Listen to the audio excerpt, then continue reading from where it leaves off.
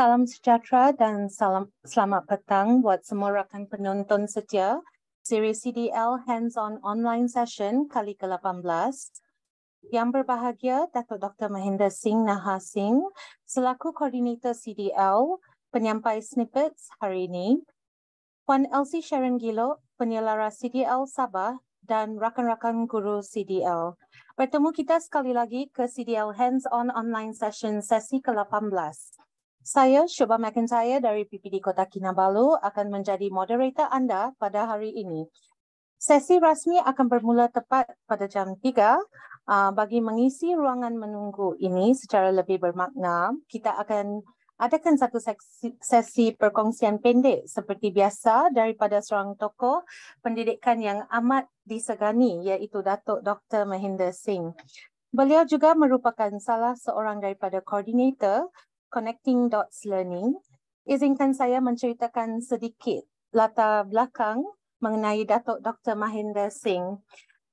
Beliau merupakan seorang bekas guru, pensyarah dan bersara sebagai pengarah Institut Aminuddin Baki, Kementerian Pendidikan Malaysia. Kini beliau merupakan penasihat pendidikan bebas dan fellow penyelidik kanan dengan Pusat Pengajian Pendidikan University Nottingham, Malaysia. Malahan, hebatnya beliau baru-baru ini dipilih untuk menganggotai Majlis Penasihat Pendidikan Kebangsaan MPPK bersama-sama Datuk Dr. Amin Senin. Baiklah, tanpa membuang masa, dipersilakan Datuk Dr. Mahendra Singh untuk menyampaikan sesi snippets reflect on the role of alumni. Dipersilakan, Datuk. Terima kasih, Puan Shobha. Saya tak jangka Puan Shobha join kita pada hari ini. Dan juga kepada Puan Elsie, terima kasih bersama pada hari ini untuk sesi snippet kita. Tajuk yang saya pilih ialah The Role of Alumni. Saya terpanggil untuk pilih tajuk ini kerana pada 28 hari bulan Januari, saya dijemput oleh bekas pelajar saya yang saya tak bertemu. Saya bertemu dengan mereka selepas 40 tahun. I taught them in 1983, pada 1983, masa mereka di tingkatan 1. Dan ini selepas 40 tahun. Ada yang masih lagi melalui WhatsApp dan sebagainya, melalui telefon, ada menghubungi saya di antara tahun-tahun sebelum itu. Tapi ini adalah reunion pertama, kerana 40 tahun ada di antara mereka pun tak pernah bertemu. So the role of alumni ini penting. Apa yang boleh dibuat tidak bererti di mana sekolah itu wujud, di mana sekolah itu berada, di mana jua pun. Saya rasa alumni sesebuah sekolah itu boleh memainkan peranan dan saya rasa tuan-tuan dan puan-puan yang hadir pada hari ini akan bersetuju dengan saya kerana di mana anda pernah belajar, anda sanggup nak beri apa-apa sumbangan kepada sekolah tersebut. So saya hadiri reunion ini pada 28 Januari di Maktab Tentera Diraja Sungai Besi. They have a very strong alumni. Dan alumni ini sentiasa memberi sumbangan kepada alma mater mereka iaitu Maktab Tentera Diraja. Next slide please. Kalau anda lihat tadi di slide itu ada R4. R4 ni kerana itu adalah batch yang keempat. R4 ni batch yang keempat yang diambil daripada umur tingkatan 1. Tingkatan 1, 12 batch diambil ya. Daripada tingkatan 1 sampai tingkatan 5 mereka berada di Maktab Tentera Diraja yang lebih juga dikenali sebagai RMC, Royal Military College. Dan bagi saya dalam ucapan ringkas yang saya buat semasa reunion ini, saya sebut bahawa bagi seorang guru, saya juga telah belajar daripada hikmat saya di Maktab Tentera pada zaman itu. Saya berhikmat 2 kali di Maktab Tentera pada tahun 83-84 dan yang kedua 90-91. Dan banyak pengalaman diperolehi daripada pengalaman saya bertugas di situ. Walaupun kurikulumnya adalah kurikulum kebangsaan, tapi ada juga kurikulum tenteranya. Dan kita juga sebagai guru dapat peluang untuk turut serta dalam pelbagai aktiviti di RMC ini. So ini adalah spanduk mereka pada hari itu, 83 to 87. 5 tahun mereka berada di situ dan mereka bertemu kembali hampir 80% daripada bekas pelajar tahun tersebut dapat hadir pada 28 Januari yang lalu ini. Next slide please. So tidak bergantung di mana juga kita belajar, kita sentiasa rasa pihak sekolah dan pihak alumni ini ada peluang untuk saling membantu. Boleh melakukan sesuatu untuk membantu khususnya institusi. Dan kadang-kadang sekolah pun boleh bantu juga anggota alumni sekolah tersebut. Dan di sini sekolah perlu pandai macam mana nak menarik sumbangan, dan sumbangan itu tidak berarti dalam bentuk material saja, tapi juga boleh dalam pelbagai bentuk yang saya akan kongsikan kemudian untuk pembangunan murid dan juga pembangunan sekolah. Dan tidak semestinya pembangunan fizikal, tapi juga pembangunan dari segi karakter yang kita nak bina dalam kalangan murid. Hasrat dan peluang untuk membina jaringan ini terbuka kepada semua. So, mereka yang hadir pada sesi hari ini, kalau anda nak mengambil usaha ini, mulakanlah, pergiatkanlah lagi alumni di sekolah anda. Supaya alumni ini, kalau tak ada sumbangan, tak ada apa pun, tapi jaringan itu pun penting. Keikhlasan mereka untuk masih lagi nak bersama dengan institusi di mana mereka belajar dulu juga menjadi satu perkara yang penting dalam DNA sekolah tersebut. Next slide please. So, dalam banyak-banyak, kalau kita lihat secara makro, satu daripada sumbangan daripada bekas pelajar adalah mereka dapat kongsi pengalaman. Kongsi pengalaman bukan saja dengan murid, tapi mungkin juga bersama dengan guru. Sebagai jurulatih, perkara ini sentiasa sedang berlaku di kebanyakan sekolah, di mana alumni memberi sumbangan-sumbangan tersebut. Tetapi kalau ada dalam kalangan kita sekolah yang belum mulakan penglibatan secara aktif, mulalah kerana kita tak tahu apa sumbangan yang boleh diberi oleh bekas pelajar kita atau alumni kita. Dan kebanyakan boleh beri sumber kewangan, gadget dan aset dan sebagainya. Macam-macam. Saya baru habis sembang dengan murid saya daripada yang Maktab Tentera yang ada dalam gambar ni. Nama dia Azizi, dia seorang juru terbang, pilot. Mula-mula berkhidmat dengan Tentera Udara di Raja Malaysia, sekarang dengan syarikat swasta. Dan beliau beritahu saya, pada tahun 2017, bilik darjah di Maktab Tentera tu tak ada aircon. Dan beliau bersama dengan bekas pelajar yang lain telah usahakan dengan PIBG dan semua bilik darjah dilengkapkan dengan aircon untuk lebih selesa lah. Tapi kami bergurau juga lah. Dia kata, cikgu, dulu ada aircon atau tak ada aircon, kalau nak tidur, tidur juga. So sekarang mungkin ada aircon, tidur lebih sikit. They are so tired sometimes with the military training that they have to go through dan sebagainya. Dan saya memahami betul keperluan fisiologi mereka. Bukan mudah. Mereka akhirnya menjadi little soldiers, ya, disiplin yang tertinggi dan sumbangan yang tertinggi untuk negara. Ya. They are, to me, excellent students. Saya nak kongsikan cerita sedikit. Bila 5 daripada pemain hoki saya terpilih untuk mewakili Kuala Lumpur, pasukan bawah 15 tahun di Kuala Lumpur, di pertandingan bawah 15 peringkat kebangsaan. Dan seorang daripada pemain hoki saya terpilih untuk menjadi ketua pasukan. Saya tak ikut pasukan itu, jurulatih lain dan pengurus lain telah ikuti. Tapi bila mereka kembali, pengurus pasukan itu pada satu hari kemudian dia cerita pada saya, dia kata it was an asset. Satu, ada pemain daripada RMC dalam pasukan Kuala Lumpur. Yang kedua, bila pemain RMC yang dipilih untuk mengetuai pasukan, dia kata setiap pagi semua pelajar lain yang datang daripada sekolah harian dilatih macam RMC, style RMC, selimut mereka semua diletak seperti dalam hotel dan kasut dan segalanya disusun, kemas dom mereka di mana mereka tinggal semasa pertandingan dan bersedia di luar, semua masuk baris sebelum nak pergi untuk permainan. They instill all the RMC values dalam kalangan pelajar-pelajar harian yang lain, dan yang terbaik mereka dapat ikut bersama. So there was this sharing of values daripada pelajar RMC itu dengan pelajar harian yang lain.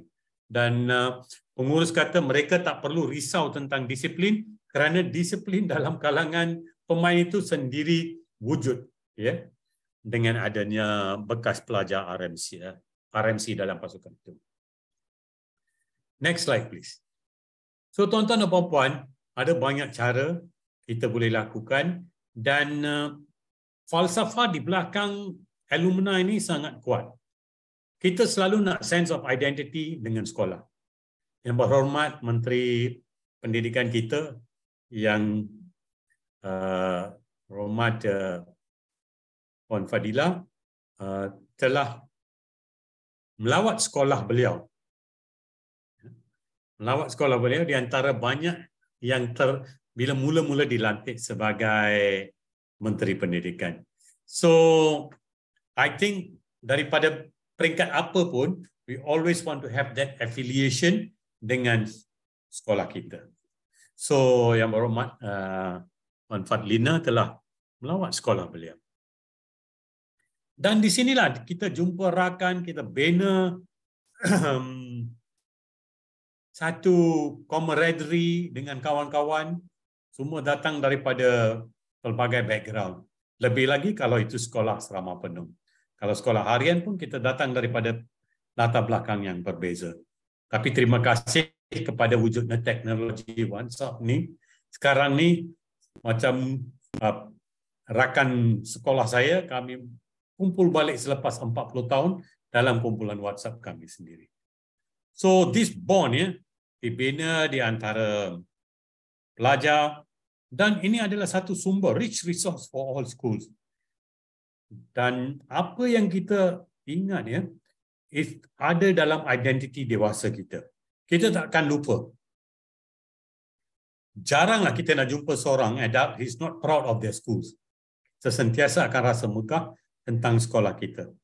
Kerana walaupun ada yang pahit, tapi pahit mungkin 10%, yang terbaik adalah 90%. So we remember the good things, the positive things. Itu boleh berlaku. Dan yang terpenting, past students have the potential to give back to the school more than they have taken. Itu yang kita nak exploit. Apa yang pelajar kita. Dan saya tahu, pelajar saya yang lepasan tahun 80-an, lepasan SRP pun, akhirnya ada yang berjaya, mereka terlibat dalam construction dan sebagainya, dan mereka sanggup untuk membantu sekolah mereka. So tak semestinya pelajar kita tu jadi engineer dan sebagainya, atau doktor. Pelajar boleh beri sumbangan dalam pelbagai cara. Saya masih ingat apa yang diberitahu kepada saya oleh pensyarah saya masa saya buat masters. Nama dia Profesor Thomas Halbert. Dia kata, Mahinda, education is all about good feelings. If we have good feelings about our time in school, about our education, we will always talk about our school until whatever age we are. We will always talk about our school life. So it's so important, very important untuk memastikan pelajar kita dapat good feeling about their education. Because that is going to carry them forward. Those good feelings about their education. If we sum up everything about education, education is about good feelings. We want students to have good feelings. Of course, we want teachers cikgu juga untuk dapat good feeling about their teaching and learning. Right? Next slide, please. So, tuan-tuan dan puan-puan, ni gambar pada hari itu yang baris depan tu guru-guru, ada yang sekarang dah mungkin umur lebih daripada 70 yang hadir pada hari itu dan semua pelajar yang hadir berada di belakang. Ini adalah Dewan Makan di Maktab Tentera Diraja. Dewan Makan sekarang, ini adalah bangunan baru, bangunan lama pun masih ada lagi. So these are all the students who ex-students of RMC. The last slide, please. So tuan-tuan dan puan-puan, jangan lupa bahwa ilmu itu kita boleh perolehi daripada pelbagai sumber. Buku adalah beban latihan untuk minda. Books are the training weights of the mind. Kita boleh dapat ilmu daripada internet, kita boleh dapat ilmu daripada rakan kita, daripada makalah, majalah dan sebagainya. So, jangan lupa untuk meneroka ilmu. And please do not forget, if a child can't learn the way we teach, maybe we should teach the way they learn. Itu saja daripada saya untuk hari ini. Dan terima kasih, kita jumpa lagi pada minggu depan. So, do not forget, if you do not have your alumni is not strong, benakan, tubuhkan, and drive that kerana kita tak tahu apa jua sumbangan yang boleh diberi oleh alumni sekolah kita. Itu saja, sekian. Saya serahkan kembali kepada Puan Shoba. Terima kasih Dato' atas perkongsian itu tadi. Banyak yang kita dapat pelajari pada hari ini, terutamanya bagi Shoba, dari segi peranan alumni dan juga pentingnya kewujudan alumni dalam organisasi seperti sekolah di negara kita. Yang menarik perhatian saya adalah cara seorang guru atau ahli alumni dapat menyumbang kepada kesejahteraan sekolah.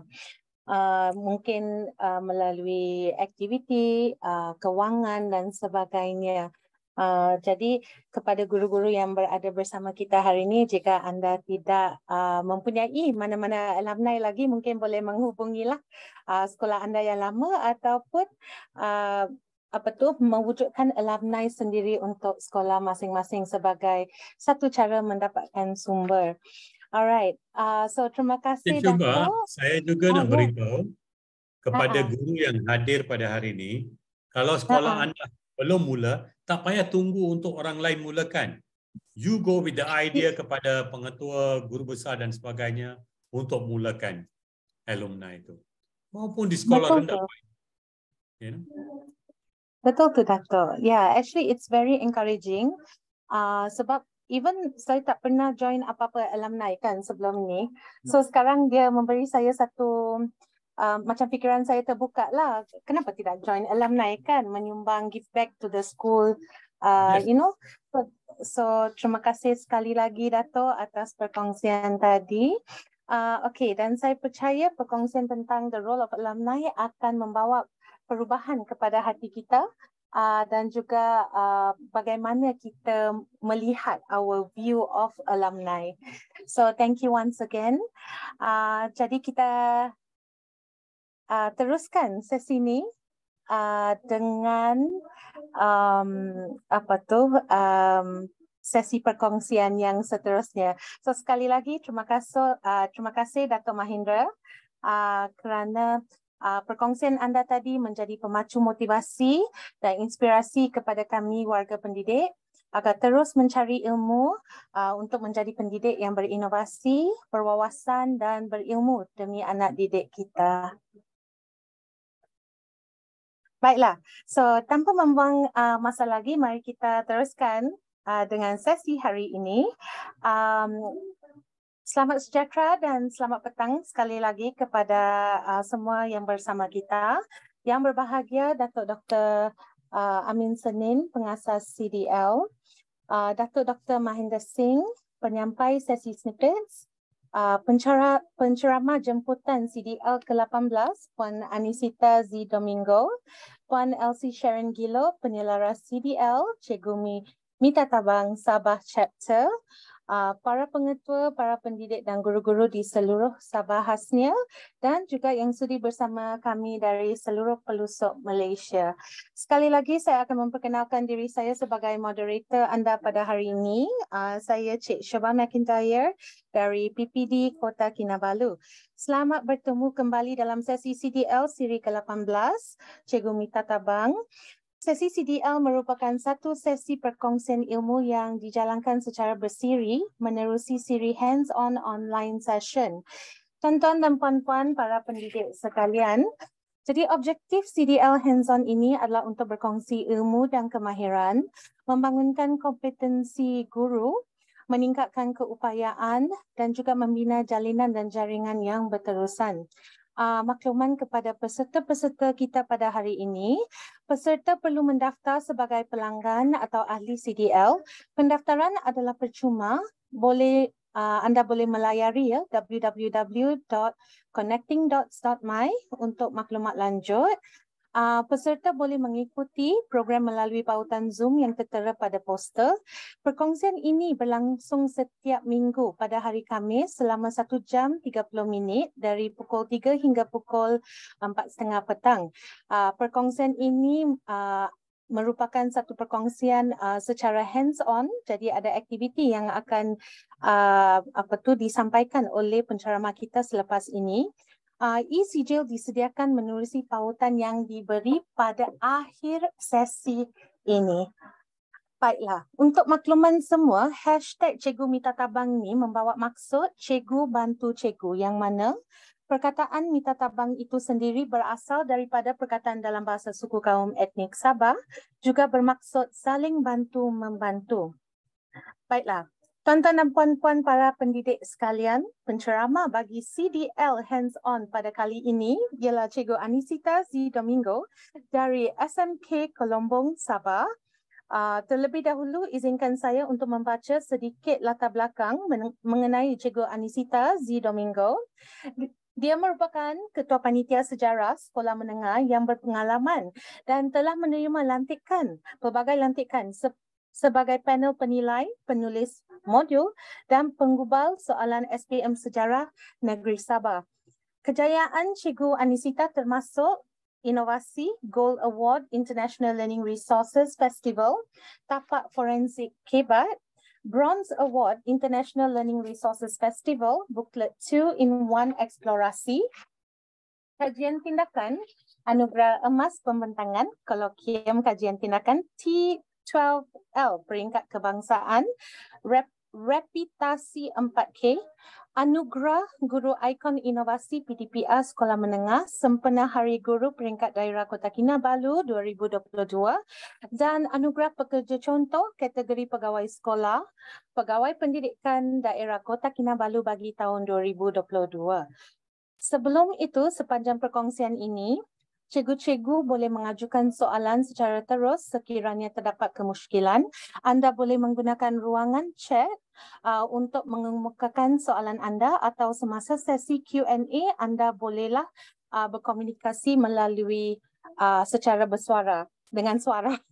Okey, so baiklah, tanpa membuang masa, dipersilakan Cikgu Anisita Z. Domingo untuk menyampaikan perkongsiannya pada petang ini. Dipersilakan Cikgu.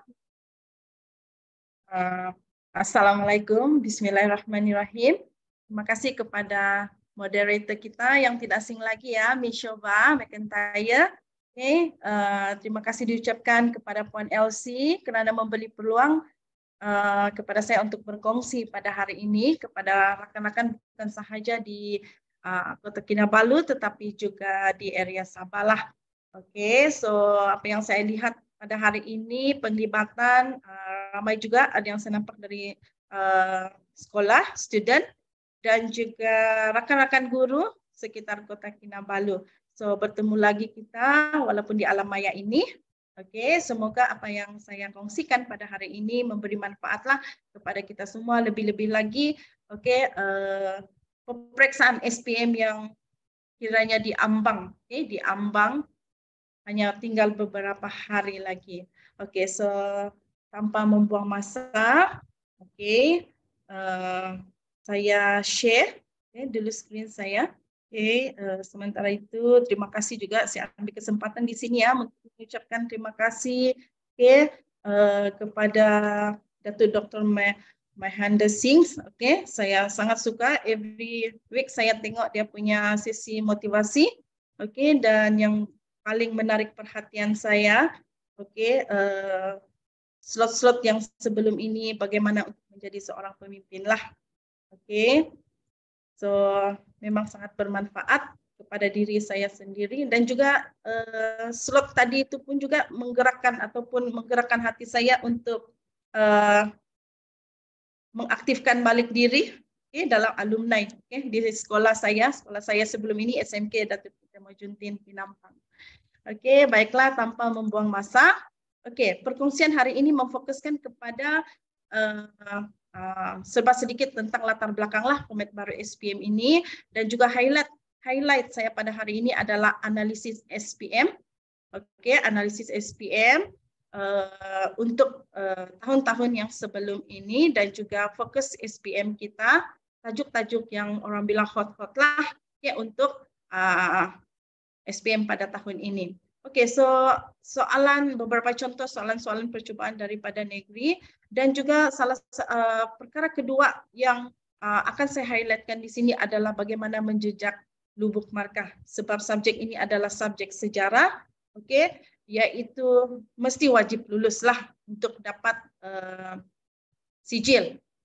Dan bagaimana hari ini untuk anak-anak murid semua, saya akan meng-highlightkan juga tentang pengiraan markah SPM. Maksud saya di sini kita kena tahu markah-markah. Markah-markah setiap bahagian-bahagian itu sebab kita kena ada strategi orang bilangnya. So sebab sedikit latar belakang saya rasa sedia maklum dan anak-anak murid pun sudah maklum tentang ini. Kertas 1 di mana kita kena menjawab dalam 1 jam. Dalam 1 jam 40 soalan itu. Dan semua sedia maklum juga bahwa kertas 1 ini merangkumi tingkatan 4 dan juga tingkatan 5. Konteks dia merangkumi di SKP tingkatan 4 dan juga tingkatan 5 lah. Dan kemudian dalam kertas 2. Kertas 2 ini dia markah dia dalam 100 lah. Untuk tahun ini, untuk KSSM yang baru ini, format baru ini, markah dia hanya campur kedua-dua, tidak seperti sebelum ini. Masing-masing kertas itu kertas 1, kertas 2, kertas 3 itu ada pemberat dia sendiri. Tetapi untuk format baru ini kita hanya campur dan kita dapat peratus kita di situlah. Untuk kertas 2 ini, untuk kertas 2 ini, 100% adalah bertulis. Dan jenis item dia adalah respon terhad dan juga respon terbuka. Maksudnya ada soalan struktur dan juga ada soalan esei. Dan dalam soalan esei itu juga kita berpeluang untuk memberi pendapat kita dalam soalan-soalan hebat. Dan seterusnya, berkaitan dengan pengiraan SPM ini, kalau kita lihat dalam kertas 1 SPM, 40 objektif itu dia membawa 40 markah. Jadi kalau convert dia dalam peratus, dia membawa dalam 28,5%, dalam 29% lah, macam begitu. Dalam kertas 2, kertas 2 ini dia terbahagi kepada bahagian A dan bahagian B, yaitu struktur dan juga esei. Bahagian struktur itu membawa markah 40 markah dan bahagian esei itu 60 markah. Untuk 3 soalan yang wajib kita jawab dan membawa markah 100 markah. Jadi kalau kita lihat daripada 100 markah ini, kita dari segi peratus dia dalam 71,5%. So dia dalam 72% lah. Jadi apa yang kita perlu tahu di sini, di bahagian-bahagian mana itu, part itu yang kita harus markah dia, di mana keutamaan markah dia yang harus kita kuasai. Alright, so dalam kertas 2 ini, struktur dia yang mempunyai 4 soalan struktur. Anak-anak murid harus budget masa. Paling penting budget masa. Anggaran bagi setiap satu soalan itu ada 15 menit. setiap soalan. Okey, sebab semuanya mengandungi 4 soalan. Okay, untuk soalan struktur ini wajib untuk dijawab semua. Okey, wajib untuk dijawab semua yang membawa 40 markah. Okey, untuk esei pula, okey, budget masa kita 30 minit setiap soalan. So lebih baik jangan lebih lah. Okey, kalau kita dapat siapkan dalam 15 hingga 20 menit itu sudah cukup baik. So baki masa, okey, baki masa yang selepas itu kita boleh tengok balik mana-mana soalan yang kita boleh tambah ataupun mana-mana soalan yang kita rasa ada kurang. Alright. Untuk bahagian B ini kita berpeluang untuk memilih 5 soalan. Okay. 5 soalan, tetapi daripada 5 itu kita wajib menjawab 3 soalan. Okay. Di mana setiap soalan itu membawa 20 markah. Okay. Jadi di sini setiap bahagian ini kita harus ambil beratlah. Okay. Kita kena lihat setiap markah-markah yang di bahagian A dan juga bahagian B. Sebab 70% dalam bahagian B ini adalah di dalam struktur. Di dalam struktur dan juga esei. Alright.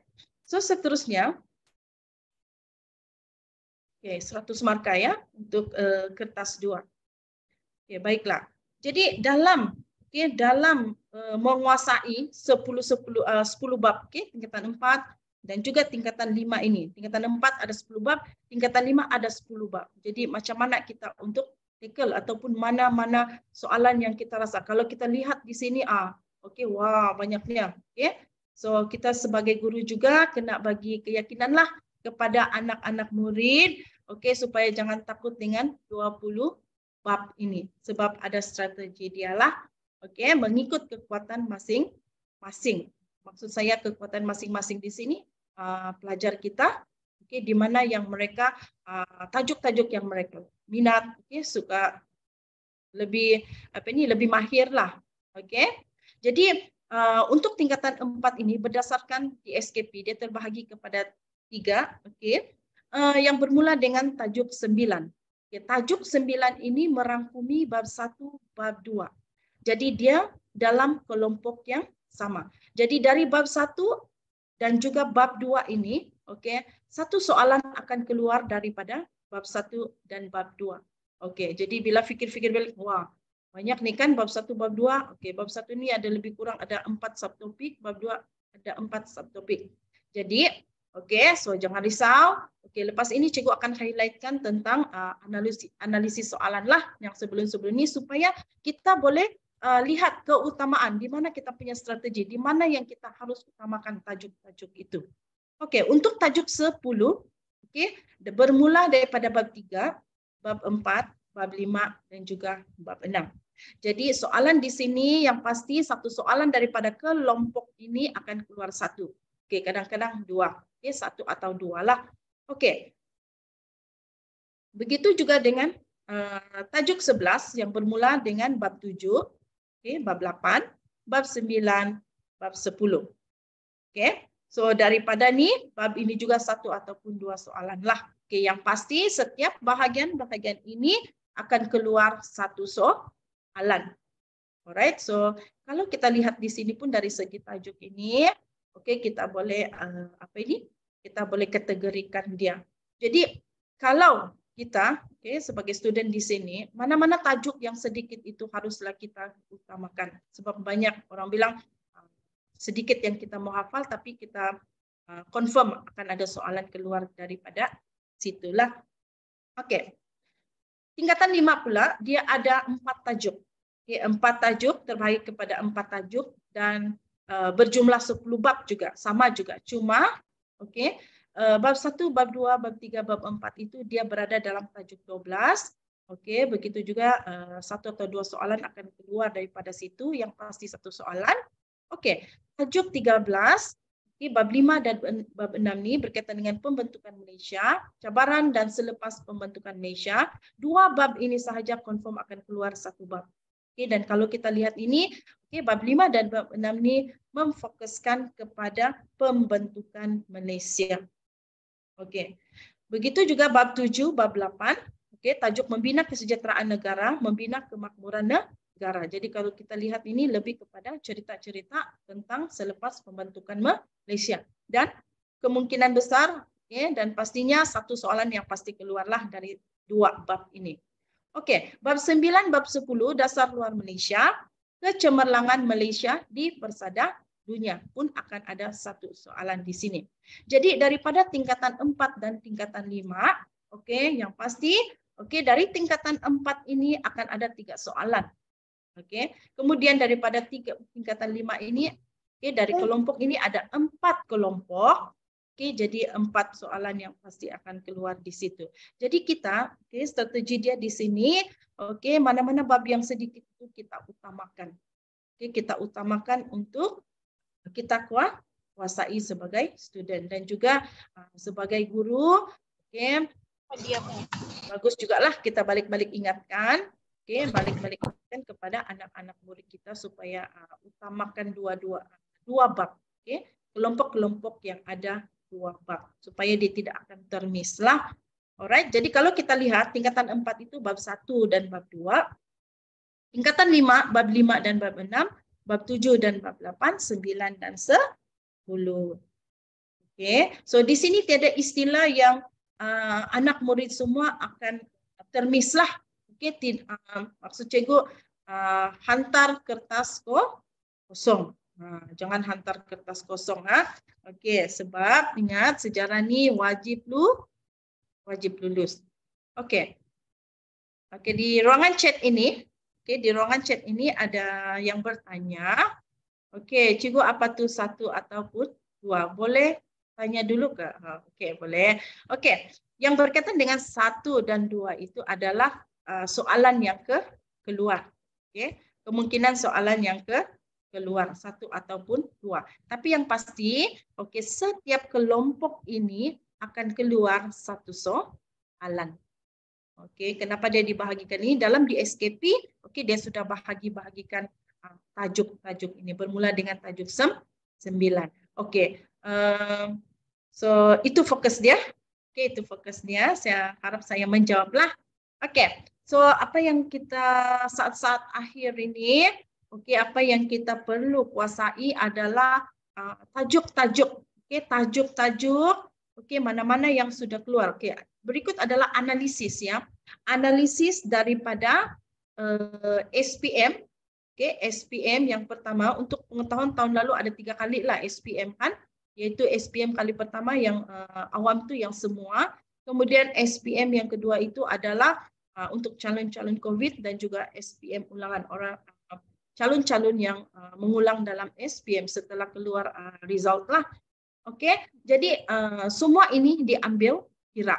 Kita bermula dengan tajuk 9. Kalau kita lihat yang di atas itu kan, ya, tajuk 9 itu merangkumi bab 1 dan bab 2, cikgu bilang tadi.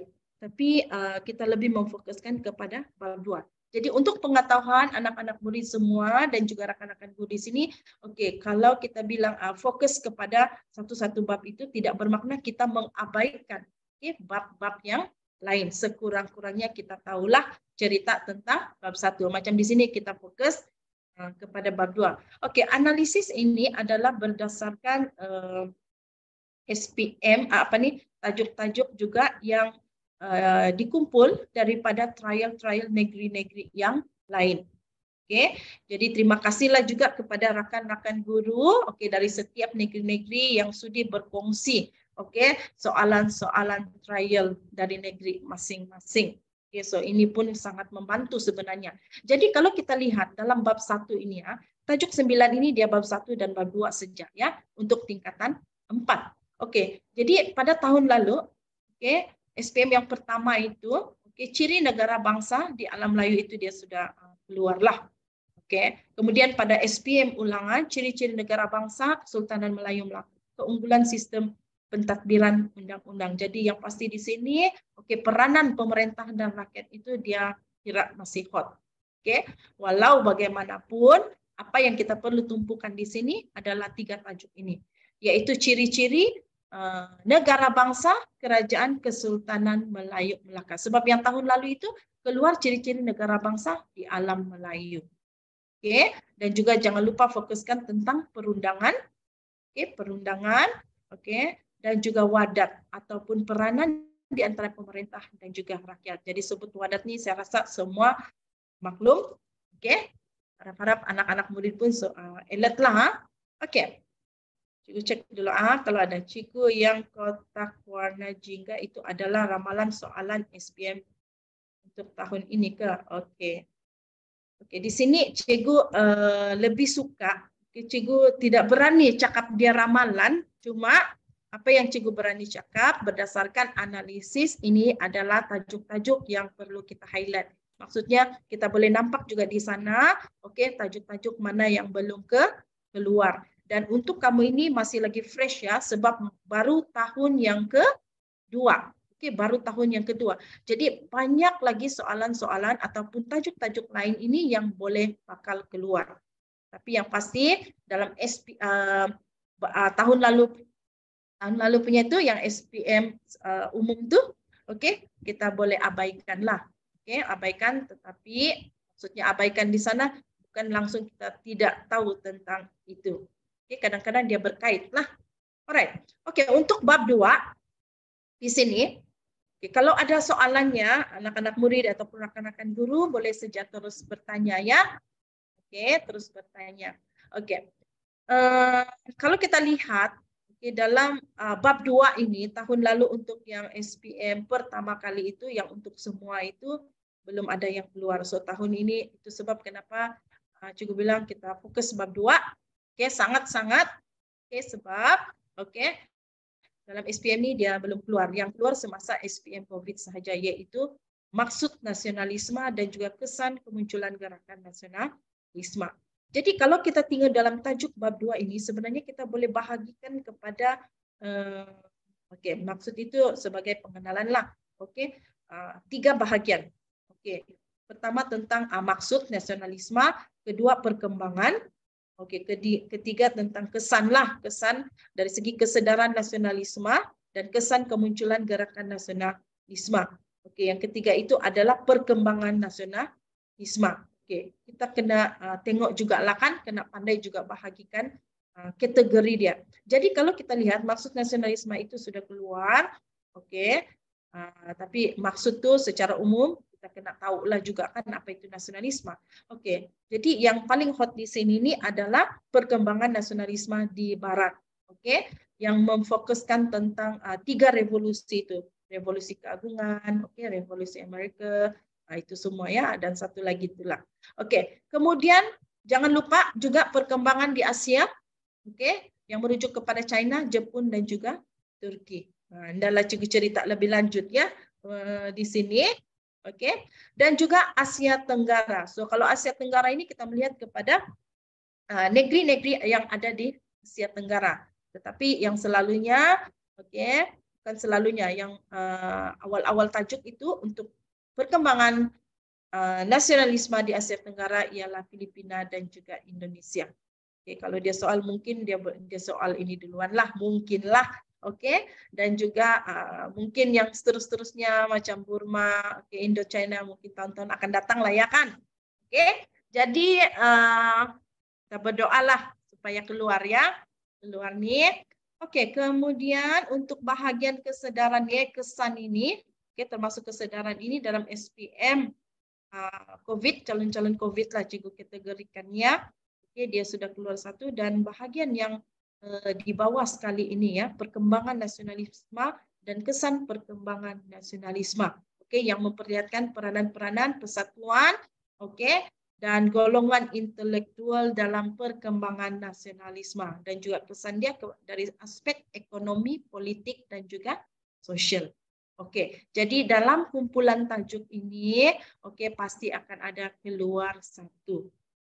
Oke ya, anak-anak murid semua yang hari ini join bersama-sama lah. Oke. Kemudian, oke, kumpulan tajuk yang 10. Oke, kumpulan tajuk yang ke-10 ini merangkumi 4 bab kan tadi, bab 3, bab 4, bab 5 dan bab 6. Oke, so kalau kita lihat di sini, oke, bab 3 ini kita fokus kepada bab 3, bab 5 dan juga bab 6, sebab dalam SPM yang pertama kali itu bab 3 ini dia belum keluar. Oke, dia keluar dalam bab 4. Ya, bab 4 di sini lah. BMA, Malayan Union, dan juga reaksi penduduk. Oke, dan SPM ulangan juga. Oke, SPM ulangan ada keluar gagasan Malayan Union. Oke, tentang Malayan Union. Oke, jadi kalau ada pun adalah Perang Dunia yang pertama pada SPM ulangan itu bab 3 itu ada keluar. Tapi oke, ada lagi Perang Dunia yang kedua. Oke, Perang Dunia kedua yang memfokuskan kepada Jepun kan? Oke, tapi tidak bermakna kita tidak tahu langsung tentang Perang Dunia pertama sebab kemunculan Perang Dunia kedua itu ada kaitan juga dengan Perang Dunia yang pertama. Oke, so kita boleh lihat fokus di sini. Oke, Perang Dunia kedua dari segi faktor ataupun kesan dan juga dasar-dasar peluasan kuasa Jepun. Oke, dan juga bagaimana dasar Jepun ini dari aspek pentadbiran, ekonomi dan juga sosial. Oke, di negara kita. Oke, kalau kita lihat bab 4, jangan lupa tentang Sarawak dan juga Sabah. Oke, cerita tentang penyerahan Sarawak kepada British, reaksi penduduk terhadap penyerahan Sarawak dan penyerahan Sabah kepada British, dan juga reaksi penduduk terhadap penyerahan Sabah. Maksudnya selepas pendudukan Jepun itu, cerita ataupun peristiwa di Sabah dan juga di Sarawak. So fokus dari segi faktor dan juga cara penerangan di Sarawak dan juga di Sabah. Oke, cikgu, kalau ada murid-murid yang nak tengok balik Zoom meeting dan slide ini nanti, adakah video ini dalam YouTube? Ya, ada dalam YouTube ya. So kamu boleh tengoklah balik. Dalam minggu depan dia kita boleh lihat slot-slot yang sebelum inilah. Oke. Alright. Cikgu teruskan ya. Oke. So bab 5, bab 5 di sini kalau kita lihat kita fokus tahun ini adalah tentang penubuhan Persekutuan Tanah Melayu 1948.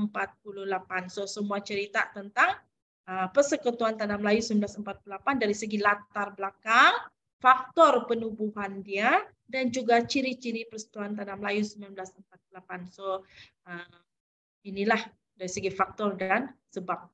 Oke, sebab dalam SPM yang pertama tu dia tidak keluar, dia hanya keluar itu pun maksud dan juga ciri. Jadi yang paling hot di sini adalah dia punya faktor dan juga ataupun sebab penubuhan Persekutuan Tanah Melayu 1948. Mau katamlah cerita tentang Persekutuan Tanah Melayu 1948 ya. Oke, kemudian bab 6. Oke, dalam bab 6 ini berkaitan dengan cerita-cerita komunis dan juga darurat. Oke, SPM yang pertama itu dia sudah keluar, yaitu ancaman dan juga bagaimana menangani ancaman komunis. So andai kata dia keluar dalam bab 6 juga, so peluang besar yang keluar itu adalah kesan. Kesan dan juga bagaimana peranan perang saraf itu dalam menangani ancaman komunis. Jadi kalau kita lihat di sini, dari cerita pasal konflik dunia daripada perang-perang, sampailah British, selepas perang, pendudukan British di negara kita, kemudian pembentukan Persekutuan Tanah Melayu dan juga selepas itu tentang ancaman komunis dan darurat. Dia satu kelompok. Maksud cikgu di sini untuk saat-saat akhir nanti itu kita banyak bagi fokuslah yang oren-oren itu ya. Right. So kena jawab. Tajuk yang ke-11 masih lagi tingkatan 4. Masih lagi tingkatan 4. Untuk tajuk ke-11 ini kita fokus kepada 7, 9 dan 10. Sebab walaupun dia ada 4 bab kan. Jadi bab 7 berkaitan dengan usaha ke arah kemerdekaan. Untuk SPM, dia langsung tidak keluar sama ada SPM yang umum itu. Yang pertama kali SPM semasa COVID untuk calon COVID dan juga ulangan, jawatan kuasa hubungan antara kaum tentang JAK, JHK, jawatan kuasa antara kaum dan juga sistem ahli. So fokus kepada dua ini, objektif dia, peranan dan juga ciri-ciri sistem ahli.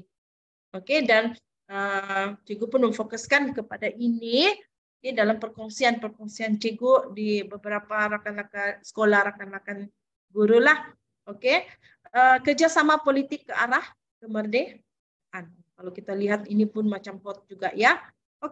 Kemudian pilihan raya. Berkaitan dengan pilihan raya ini pada SPM ulangan dia ada keluar. Tapi jangan kita abaikan sebab ada part-part lain lagi, ada bahagian-bahagian lain lagi sebab bab 8 ini semua cerita tentang pilihan raya. Semua tentang pilihan raya. Jadi apa yang kita perlu fokus di sini adalah prosesnya bagaimana. Proses pilihan raya ini seronoklah. Sebab kenapa anak-anak murid ada pengalaman kan tahun ini. Dalam proses pilihan raya itulah. Sebab negara kita menjalankan pilihan raya ini ya.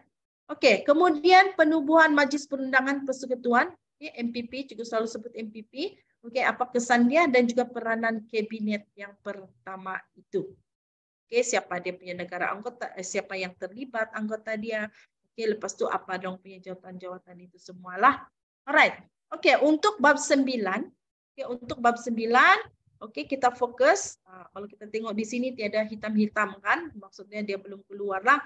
So kita boleh fokus kepada tajuk-tajuk yang awal itu, yaitu usaha rundingan kemerdekaan, siapa wakil-wakil dia, apa perkara-perkara yang dibawa, yang dibincangkan dalam rundingan kemerdekaan itu. Peranan Suruhanjaya Perlembagaan Persekutuan Tanah Melayu. Dari segi ini Suruhanjaya Perlembagaan PTM ini adalah apa undang-undang ataupun perlembagaan yang akan kita guna pakai untuk merdeka. Jadi ada satu Suruhanjaya di sana. So apa peranan Suruhanjaya ini, apa tugas dorong dan apakah terma-terma yang ditekankan. Alright? Di samping yang lain juga lah. Semua berkaitan dengan perlembagaan Persekutuan Tanah Melayu. Memandangkan mungkin awal-awal inilah. Alright. Seterusnya pemasyuran kemerdekaan. Kalau kita tengok pun kan bab 10 ini dia langsung belum keluar. Bab 9, bab 10 ini dia fresh. Fresh lah, belum keluar apa-apa di situ. Dan tahun ini untuk bab 10 ini pemasyuran kemerdekaan ini sangat hot juga. Apa itu pengertian dia, maksud dia, dan bagaimana persediaan untuk menyambut pemasyuran kemerdekaan itu. Ada 2A yang kita highlight di sana, yaitu jawatan kuasa fizikal dan juga jawatan kuasa sambutan. Ini baseline ya. Kalau di sekolah tuh bincang habis sudah yang tentang ini. Kemudian kesan kemerdekaan negara kita. Detik pemasyuran kemerdekaan pun jangan juga abaikan. Detik-detik pemasyuran itu dan highlightkan juga kesan kemerdekaan. Mungkin boleh tanya dikaitkan dengan kebat, dalam segi politik antara bangsa, sosial dan juga ekonomi. Alright, itu cerita tentang tingkatan 4. Bagaimana dengan tingkatan 5? Tingkatan 5, juga ada 10 bab. Tapi jangan risau sebab kita ada strategi sini untuk tajuk 12 yang melibatkan bab 1, bab 2, bab 3 dan juga bab 4. So kita fokus di sini bab 2, bab 3 dan bab 4 sebab dalam bab 1 itu konsep dan jenis kedaulatan itu dia sudah keluar dan juga ciri-ciri negara yang berdaulat di sini. Tapi dalam bab 1 ini jangan kita lupa juga lah ya tentang bagaimana mewujudkan negara berdaulat dari segi kepentingan dia dan bagaimana mempertahankan kedaulatan. Caralah, langkah-langkah. Alright. Untuk bab 2, perlembagaan persekutuan yang keluar pada tahun lalu itu ciri utama perlembagaan persekutuan. Nanti kita lihat balik asas pembentukan dan juga masih fresh juga tentang ciri-ciri ini. Dan juga yang tajuk yang lain inilah, pindaan-pindaan perlembagaan itu.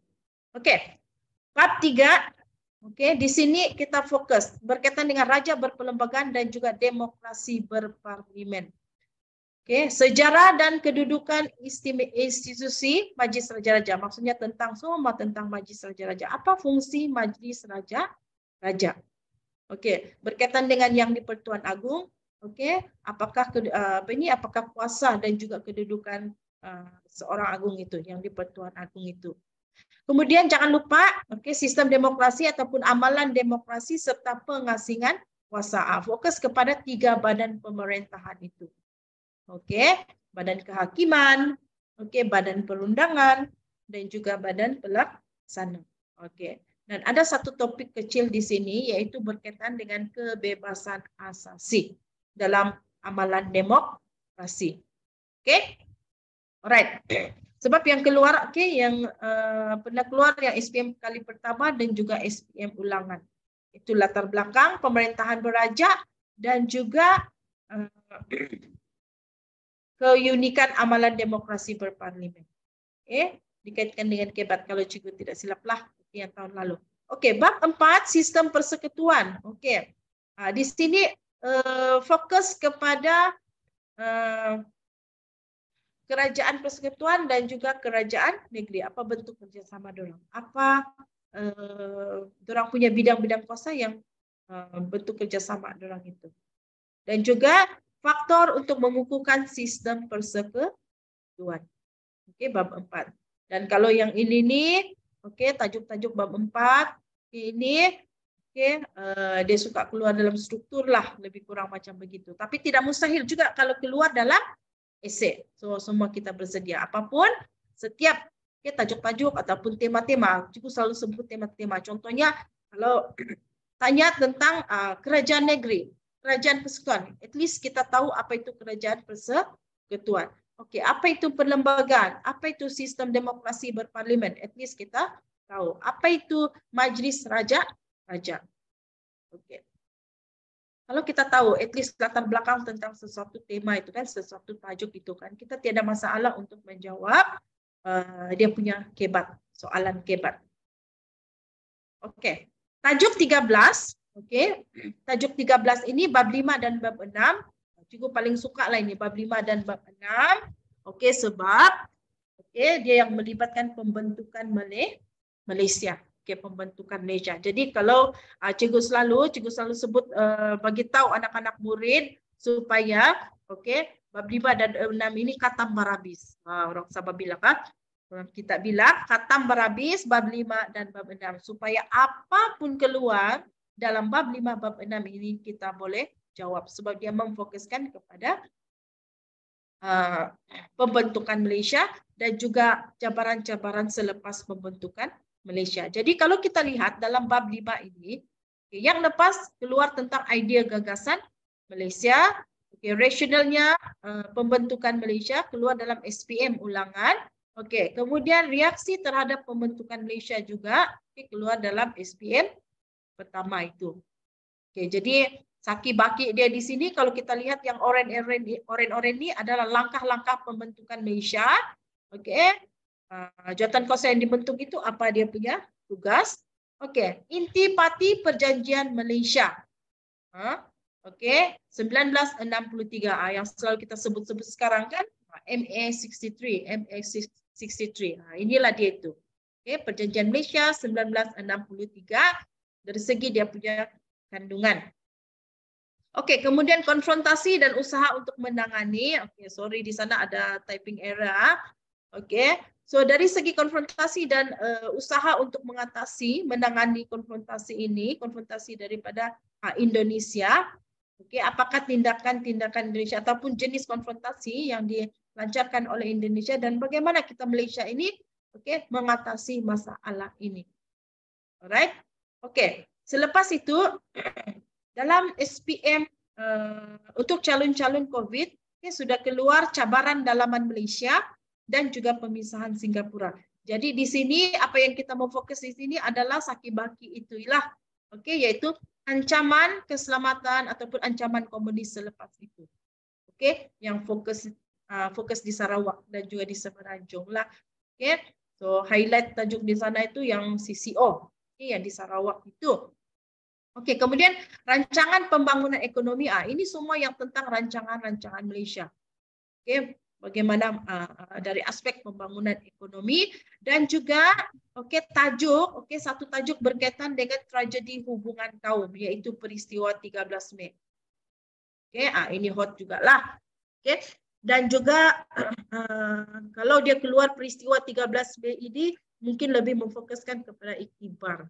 Oke, iktibar kepada peristiwa 13 Mei. Iktibar kepada diri kita, oke, kepada masyarakat dan juga kepada negara kita juga. Alright, oke. Seterusnya bab 7 dan juga bab 8. Nah, ini kalau keluar, oke, dia suka juga keluar dalam struktur, walau bagaimanapun tidak mustahil. Oke, kalau tahun lalu dia keluar dalam esei ya, dasar ekonomi baru ini. Oke, tahun lalu keluar. Kalau bab 8, dasar ekonomi baru. Dan juga berkaitan dengan konsep perpaduan kaum dan juga integrasi nasional dalam bab 7. Jadi kalau kita lihat Sakibaki di sini, oke, rukun negara dia sudah keluar dalam SPM ulangan. Jadi Sakibakinya tentang dasar pendidikan kebangsaan, oke, laporan pendidikan, semua yang berkaitan dengan laporan-laporan pendidikan, PNU, penyataan razak itu semualah. Bahasa Melayu, bahasa perpaduan dari segi akta, akta dalam pelembagaan, dan juga langkah-langkah untuk memartabatkan bahasa Melayu. Oke, sukan sebagai alat perpaduan. Sebab akhir-akhir ini juga famous kan. Oke, isu-isu semasa. Kita kena alert juga dengan isu semasa. Sebab, oke, sukan ini pun di antara agenda yang sangat popular. Jadi, dan negara kita juga hari itu highlight tentang sukan masum, oke, sukan university, oke, Sukma dan juga MSSM. Alright. Oke, dalam bab 8 ini, dalam bab 8 tahun lalu di IB, so tahun ini jangan tinggalkan DPN, dasar pembangunan negara dari segi matlamat dia, oke, pelaksanaan dasar pembangunan negara dari segi langkah-langkah dia, dan juga pencapaian di IB dan juga DPN. Maksudnya dari segi kesan lah, oke, berjaya atau tidak berjaya dan sebagainya. Oke, right. Jangan risau ya, kalau cikgu cakap terlalu laju, nanti kamu boleh reflect balik, nanti ada sharing, ada share juga dalam YouTube ya.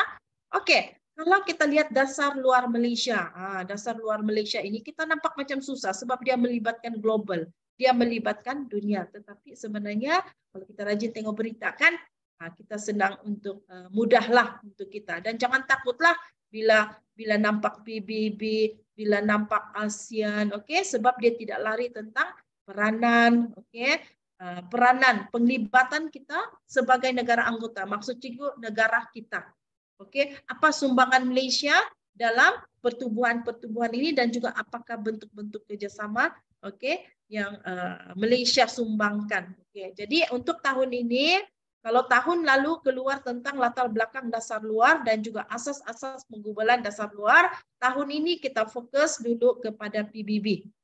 Oke, Malaysia dalam PBB, apa peranan Malaysia dalam PBB? Oke, dalam pertubuhan OIC, apa sumbangan Malaysia dalam OIC?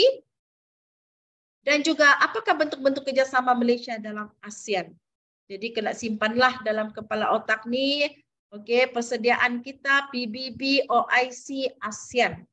Oke, jangan takut dengan tajuk itu macam besar sangat. So, kita ada masa lagi untuk kenal apa itu PBB, OIC, dan juga ASEAN.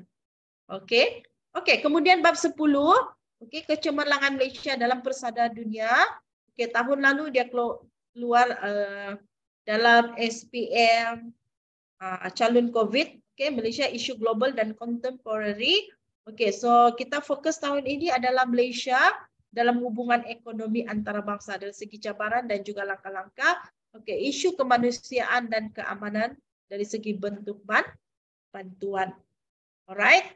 Oke, jadi itu di antara perkara-perkara yang perlu kita highlight. Semoga membantulah saat-saat akhir sebab ada juga di kalangan bakal calon ni lah, calon-calon SPM kan. Oke, dekat-dekat SPM ni macam panik pun ada, oke, nervous pun ada, so jangan panik. Oke, semoga ini boleh jadi panduan kepada anak-anak murid semualah. Oke. So dalam ketika kita menjawab itu, oke, apa yang cikgu selalu tekankan, sebab selalu anak murid tanya, oke, cikgu bolehkah bagi fakta sahaja, oke, bolehkah mestikah bagi huraian, oke, bagaimana fakta kemudian huraian. Oke, so kita kena rujuk kepada kata tugas tahu. Oke, kata tugas. So di antara kata tugas, oke, soalan yang memerlukan fakta. Maksudnya ini selalu muncul dalam struktur. Oke, contohnya apakah, senaraikan, namakan, berikan, nyatakan. Oke, berikan definisi konsep. Oke, kalau definisi konsep ini pun dia boleh keluar dalam esei, tetapi soalan-soalan di bahagian Oke, contohnya yang membawa 4 markah itu. Jadi mana-mana, oke, kalau bentuk-bentuk soalan kata tugas itu mengapakah, jelaskan, huraikan, terangkan, bincangkah, wajarkah, bagaimanakah, sejauh manakah, jika Anda seorang berikan cadangan, penjelasan berdasarkan pengetahuan Anda, pada pendapat Anda, pada pandangan Anda, buktikan kebenaran pernyataan ini, ataupun berikan ulasan Anda, oke, buktikan, itu semua memerlukan kita menjelaskan sesuatu. Jadi kita kena bagi fakta dan juga huraian. Oke, so berkaitan dengan cara menjawab, oke, anak-anak murid di sini, kalau bagi ruangan jawaban macam ini, 1 Roman, 2 Roman, kita go straight to the point lah. Oke, namakan 2, pembesar Melaka dalam pentadbiran pusat. Oke, terus bagi jawaban bendahara Melaka, begitu. Oke, oke, ada juga selalu soalan, cikgu bolehkah saya bagi lebih? Oke, boleh bagi lebih. Oke, kalau ingat semua ini baguslah, so mana-mana itu kita boleh bagi. Oke, oke, bagaimana dengan macam ini? Oke, apakah maksud sistem ahli? Kalau bentuk soalan ini perlu ada apa? Perlu ada kepala ayat. Oke, kepala ayat itu maksudnya yang diambil daripada sistem, daripada soalan. Oke, contohnya macam ini. Jadi sistem ahli bermaksud sistem kabinet bayangan yang melatih penduduk tempatan menerajui pentadbiran Persatuan Tanah Melayu. Oke, di sini kita ini kepala ayat. Untuk menyambungkan isi yang seterusnya, jangan lupa penanda wacana. Oke, dalam hal ini anggota MPP diberi tanggung jawab terhadap beberapa jabatan atau agensi kerajaan. Secara langsung ini memberi peluang pentadbiran kepada penduduk tempatan.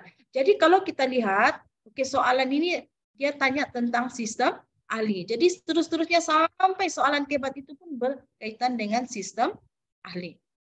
Right? Oke, maksudnya di sini setiap isi-isi ini kita susun dia. Oke, cara jawabnya walaupun dia semua fakta, tapi kita boleh susun dia untuk menjelaskan tentang sistem ahli lah. Oke, right. Oke, bagaimanakah pelaksanaan sistem ahli mendatangkan kesan baik kepada pentadbiran negara? So, kata tugas dia di sini adalah bagaimanakah. Jadi, ini memerlukan cara untuk caralah. Oke, jadi ini perlu ada penjelasan tentang cara. Oke, contoh, pelaksanaan sistem ahli mendatangkan kesan baik kepada pentadbiran negara dalam menyediakan asas ke arah berkerajaan sendiri bagi melatih orang tempatan dalam mentadbir kerajaan. Oke, setiap nokta itu mula dengan kepala ayat. Oke, memberikan pendedahan kepada penduduk tempatan, mentadbir dan menerajui kerajaan menjelang kemerdekaan. Sorry, tadi cikgu bilang kepala ayat. Oke, maksud cikgu penanda wacana. Oke, kesannya proses memupuk perpaduan di antara kaum akan berhasil. Oke, begitu. Jadi isi-isi itu kita cantumkan dia, tapi kita susun. Oke, dalam cara kita menjelaskan. Jadi itu memerlukan kemahiran kita menggunakan penanda wacana, kepala ayat dan juga penutup lah, kalau macam penutup macam kesimpulan lah. Okay? Kita tengok juga ayat lah, tapi selalunya kalau dalam soalan kebat itu barulah kita bagi kesimpulan. Oke. Okay. So untuk soalan yang jawapannya berbentuk roman, cikgu ulang. Oke, 1 dan 2 kita terus sejak bagi jawapan tanpa menghuraikan. Jadi maksudnya di sini murid bagi jawapan ringkas sahajalah. Oke, untuk soalan yang memerlukan penjelasan, perlulah membuat huraian bersama fakta di sini. Murid perlu memberi penerangan tentang sesuatu perkara dengan sokongan fakta supaya mudah difahami. Oke, so bagaimana dengan ini? Oke, Untuk yang perbandingan, oke, setiap kita punya jawaban itu haruslah dibandingkan. Ada dua cara lah, oke. Kita tulis pertama membandingkan dari ciri ke ciri pun boleh. Oke, maksudnya ambil satu ciri daripada sistem ahli kemudian bandingkan dengan ciri dalam sistem kabinet pun boleh. Ataupun oke, dalam perenggan pertama itu kita cerita pasal tentang sistem ahli. Kemudian perenggan kedua kita cerita tentang sistem kabinet. Tapi dalam perenggan kedua itu jangan lupa mula dengan manakala. Sebab itu menunjukkan perbandingan. Oke, nah, ini contoh dia punya jawaban lah. Alright. Oke, kalau satu perenggan, kita boleh buat dalam perenggan pun boleh, tidak dalam perenggan pun boleh sebenarnya. Tidaklah dia menjadi satu syarat. Tapi kalau kita tulis secara berperenggan, pemeriksa akan terus nampaklah kamu punya jawaban. Oke, alright. So berkaitan dengan markah-markah pembahagian, oke, so selalunya ini yang biasalah 668, 488 setiap soalan. Tetapi pada tahun lalu, ada juga pecahan, yaitu berkaitan dengan soalan DEB. Ada pecahan dia juga yang membawa 9 markah. Jadi yang A itu jadi 3 markah, yang B itu jadi 9 markah. Tapi yang pastinya, yang kebat ini dia tidak akan kurang daripada 8 markah untuk soalan esei lah. Penting tuh kenapa kita tahu. Nanti juga kaitkan dengan lubuk markah ya. So, ada juga pecahan-pecahan macam ini. 3 markah, ciri-ciri negara bangsa Kesultanan Melayu Melaka ya di sana. Rakyat 3 markah, kedaulatan 3 markah. Jadi apapun, kalau tiba-tiba tahun ini keluar pecahan 10 markah, janganlah terkejut, jawab saja. Maksudnya kalau dalam A dan B ini kita bagilah sekurang-kurangnya 10 isi. Bahagian situ kalau 8 markah, bagilah kita 10 ayat di situ. Yang dalam 10 ayat tuh kena tahu juga ya, ada kategori dia. Nanti kita akan lihatlah. Berkaitan dengan peraturan pemarkahan. So sini Cikgu share lah. Bagaimana pemeriksa itu semak kita punya jawaban. Dia ada 2, yaitu secara analytical dan juga secara holistik. Secara analytical ini macam ni, semua fakta isi-isi semualah fakta-fakta. Selalunya dia berada dalam A dan juga B. Jadi maksudnya di sini, semua jawaban murid mesti merangkumi apa yang terkandung dalam peraturan pemarkahan di sini lah. Kalau soalan holistik ini dia selalunya untuk yang soalan kebat, di mana syarat-syaratnya, jawaban kamu itu memberi pengetahuan dan pemahaman yang sangat jelas. Sorry ya, suara Cikgu di segau-segau hari ini ya, selesai. Dapat memberikan bukti ataupun contoh, dapat membuat inference, dapat menjawab secara terperinci, dapat mengolah ayat dengan menarik, dan juga menunjukkan kematangan. Jadi kalau semua ini sebenarnya kalau kamu dapat memberikan fakta, kamu sudah mendapati, kemudian kamu perlu bagi huraian lah, penjelasan lanjut lah. Kalau tidak penjelasan lanjut, bagi contoh. Kemudian ada kesimpulan yang kita sebut sebagai inference itu. Barulah kita boleh dapat markah penuh. Tapi contohlah kita kurang 1 part itu. Contohnya kita tidak bagi inference, kita tidak dapat seramax lah di sana ya. Alright. So kadang-kadang juga dia ada huraian macam ni. Dia bagi satu fakta. Kemudian dia bagi huraian contoh dan sebagainya.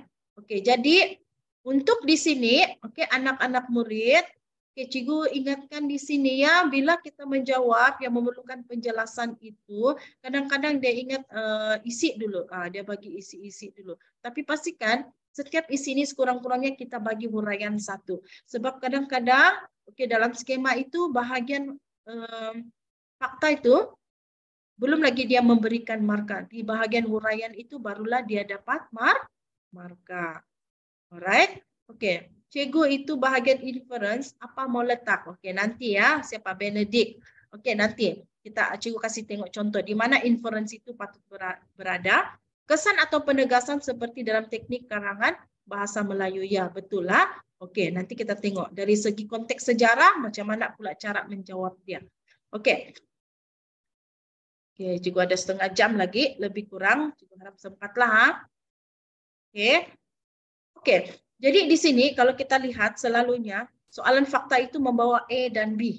Oke, dan C itu memang soalan kebat. Oke, kenapa cukup balik-balik cakap kebat? Oke, ada sebab dia lah. Oke, tapi kadang-kadang setiap tahun itu kadang-kadang B dan C ini cukup cakap esai ya. B dan C itu kadang-kadang dia kedua-duanya membawa soalan kebat. Oke, ada tahun-tahun yang sebelum ini juga 16 markah itu membawa soalan kebat. Jadi bila kamu memilih soalan, cikgu suggest lah, cikgu suggest supaya kamu utamakan soalan-soalan yang banyak dia punya markah kebat. Oke, yang banyak dia punya markah kebat. Jadi kalau soalan fakta itu, maksudnya soalan fakta itu yang soalan yang kita belajar, yang ambil daripada buku teks lah. Oke, apa yang kita belajar dalam buku teks dalam sukatan. Bincangkan faktor tercetusnya Perang Dunia Kedua di Eropa. Oke, 8 markah. Jadi kita kena ingat balik fakta yang ini. Oke, jadi di sini ketika kita memberikan ini isi-isi, pastikan setiap ini ada dia punya uraian sekurang-kurangnya 1. Oke, sebab dia bilang bincangkan. So bincangkan ini memerlukan fakta dan juga penjelasan. Oke, balik kepada soalan yang tadi itu ya. Apakah faktor yang membawa British menandatangani Perjanjian Persekutuan Tanah Melayu 1948? Jadi, oke, kepala ayat. Oke, dari mana? Daripada soalan. Oke, kemudian barulah kita sambung dengan kita punya isi yang pertama. Oke. So selepas itu menyambung kita nokta, jangan lupa penanda wacana yang seterusnya. Oke, jadi kalau kita tengok di sini ini jawapan calon ya, jawapan calon sebenar cukup time balik. Oke. So di sini kita perlu ada gunalah penanda wacana yang simple-simple. Oke, paling simpel. Seterusnya, selain itu, oke, akhir sekali. Oke, tidak payah bombastik sangat. Nanti penat-penat fikir penanda wacana yang bombastik, las-las tidak cukup masa untuk menjawab. Oke, so jelaskan isi kandungan Perjanjian Persekutuan Tanah Melayu. Oke, ini B, soalan fakta juga. So dia punya cara sama juga. Oke. So, penanda wacana cukup bilang tuh kita boleh recycle balik-baliklah guna selain itu, seterusnya, di samping itu, akhir sekali. Oke? Dan juga ketika kita menjelaskan, kita boleh guna dan, agar, bagi, untuk, supaya. Ini formula Dabus ini sangat familiar lah. Oke? Kemudian, oke, untuk C, ini memang soalan kebat dan dia membawa 8 markah. Jadi kalau SPM dia tidak bagi tahu di sana ya. Ini juga tulis di sana untuk perhatian semualah. Kalau SPM sebenarnya dia tidak bagi tahu dia soalan kebat kah, dia soalan fakta kah, so kita sendiri kena tahu. Oke. Macam ni Perjanjian Persekutuan Tanah Melayu 1948 berjaya mempertahankan identiti negara dan bangsa Melayu. Buktikan. Oke. Jadi macam mana cara kita menjawab? Perjanjian Persekutuan Tanah Melayu 1948 berjaya mempertahankan identiti negara dan bangsa Melayu melalui institusi pemerintahan beraja yang berjaya dipertahankan sehingga hari ini.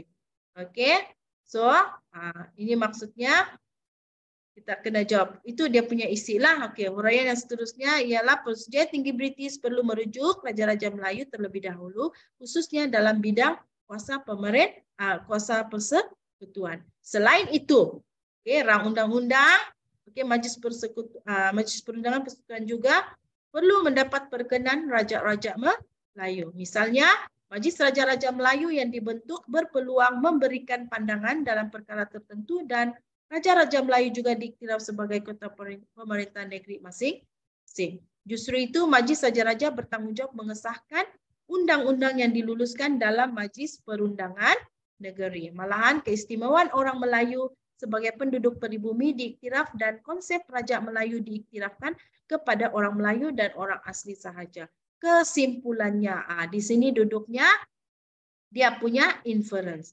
Jelaslah bahwa Persekutuan Tanah Melayu 1948 telah mengembalikan kedaulatan Oke, Raja-Raja Melayu dan status bangsa Melayu negara ini. Oke, tips di sini yang cikgu mau kongsi.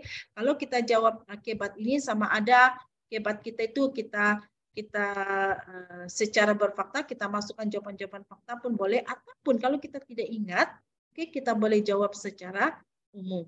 Oke, jadi untuk yang bagaimana kita tackle pemeriksa kita ini memberikan inference, kita gunalah penanda wacana yang sesuai yang menunjukkan kita bagi kesimpulan. Contohnya kesimpulannya, akhirnya, oke, dan juga lebih baik dalam kesimpulan kita itu kita kaitkan nilai. Oke, jangan kita ulang balik daripada soalan ini. Banyak cikgu jumpa ya, tiap-tiap tahun cikgu jumpa nih.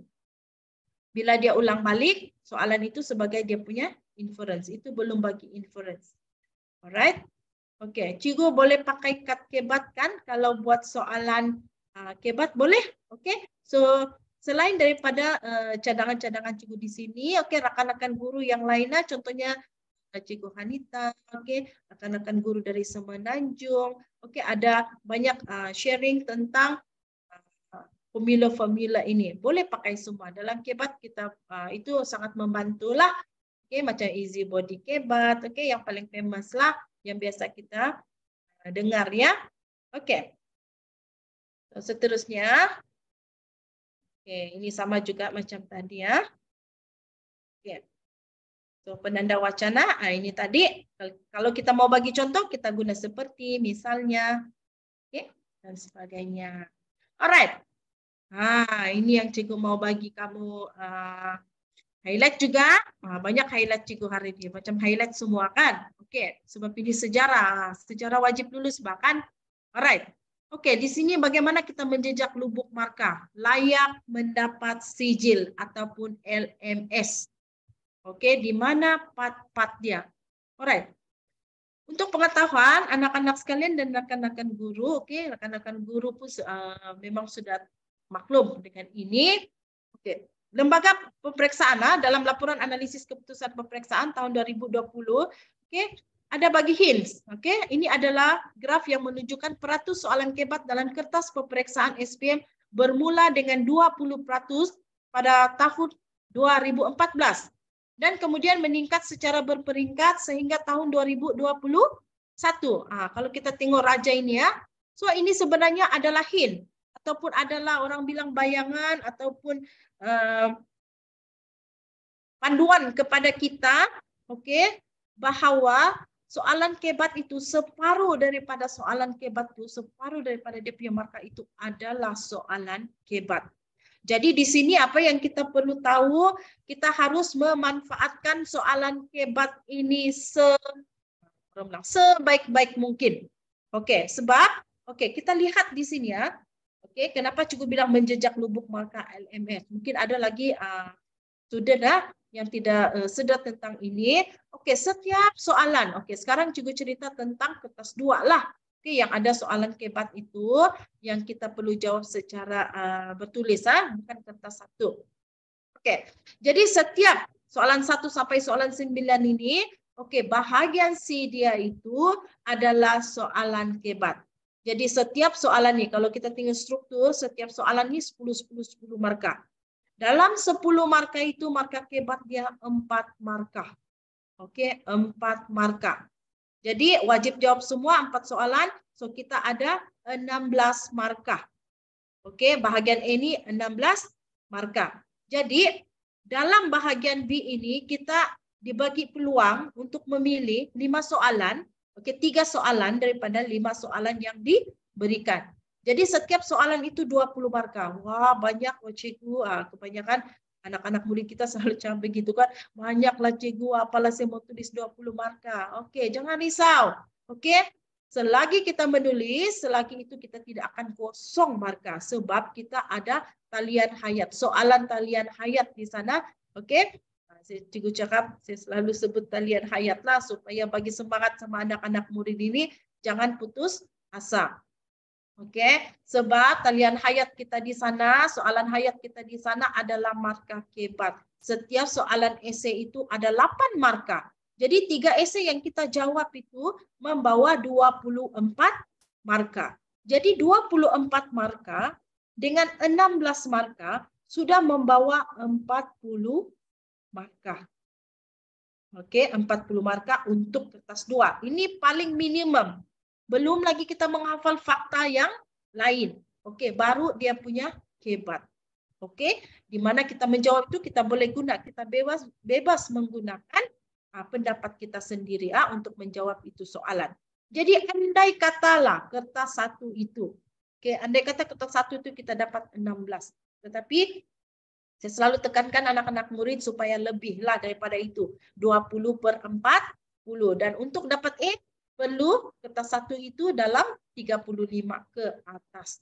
Oke. Jadi kita balik di sini, andai kata kertas 1 kita 16 betul, 16 markah lah. Oke, kertas 2 40 markah. Baru campur yang kebat-kebat ya. Oke, so jumlah dia 56/140. Jadi ini kita akan convert nanti ini. Jadi dalam kategori jumlah markah, oke, 56 sampai 62 ini dia dalam kategori I. Jadi maksudnya di sini dengan jawab kebat saja dulu, kita sudah boleh lulus sebenarnya. Oke, kita boleh lulus, dan di sini oke, calon-calon semua, oke, jangan give up. Oke, masih kita utamakan jawaban soalan kebat. Oke, untuk sekurang-kurangnya kita layak mendapat sijil. Oke, jadi untuk yang mau skor, untuk mau kasih naik grade dia pun, oke, pastikan bahagian kebat ini kita jawab penuh di samping. Apatah lagi kalau ditambah yang kita hafal fakta punya itu kan. Alright. Oke, sudah bagi fokus-fokuskan tadi. Oke, mustahil juga untuk kita tidak dapat. Alright? Oke. Oke, contoh-conteng pula ini kan. Oke, untuk ini ya, untuk kebat holistik dan juga panduan pemarkahan. Panduan pemarkahan untuk kebat tadi juga sudah terangkan. Oke, apa itu kebat holistik? Soalan kebat yang memerlukan calon menjawab secara menyeluruh yang mengandungi elemen fakta, uraian, contoh, dan inference. Begitulah yang contoh tadi cikgu bagi itu. Maksudnya dalam jawaban kebat kamu perlu ada fakta, uraian, contoh, dan juga inference. Right? Oke, nampaknya jam sudah 4.17. Oke. Oke, so di sini macam ada yang yang tertulis. Oke, tidak apa. Oke. So untuk soalan kebat ini juga jenis-jenis soalan kebatnya, jenis-jenis soalan kebat. Oke. Untuk tren soalan terkini ini dia suka bagi stimulus. Oke, apa itu kebat stimulus? Adalah soalan kebat yang diberikan mempunyai bahan rangsangan yang membantu calon mudah untuk menjawab soalan. Oke, sebenarnya kebat, soalan kebat yang diberikan stimulus ini dia bagi kamu pembayang. Jadi pembayang-pembayang itu bahan-bahan rangsangan itu dia boleh dalam bentuk sajak, dalam bentuk petikan, petikan ucapan tokoh, rakaman peristiwa, perjanjian ataupun wadat, gambar, kenyataan akbar, sedutan daripada buku ataupun kajian ilmiah, dan juga kita boleh di sini jangan kita abaikan kalau keluar peta juga ya sebagai bahan stimulus. Alright, sebagai bahan stimulus. Alright. Oke. So dari mana keluar ini semua? Sebenarnya semua ada dalam buku teks, contoh-contoh semua ini ada ya. Ini adalah contoh-contoh daripada buku teks kamu sendiri, kita sendiri di sini. Oke, bagi begini dan juga bagi alasan dan juga nilai. Bentuk-bentuk soalan dia, berikan ulasan Anda, jelaskan nilai yang dapat dicontohi daripada peristiwa tersebut. Oke, mungkin boleh bagi lirik lagu, maksud yang terkandung dalam lirik lagu. Oke, kalau keluar stimulus macam begini, sangat berbaloilah. Dari soalan A, B, dan C itu semua pun kita boleh rujuk daripada stimulus itu. Ya, ini contoh-contoh lah. Oke, right. Oke, jadi di sini juga ada activity sedikit. Oke, juga ada activity sedikit. Siapa yang pennya boleh mungkin tertuliskan di sini.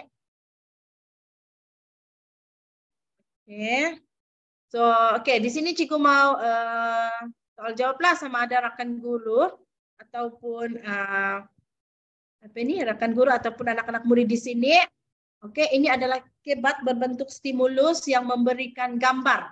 Oke, gambar So ini soalan ini cukup petik daripada soalan trial. Oke, negeri cikgu lupa sudah ya negeri mana, tapi ini soalan trial daripada negeri-negeri yang lain.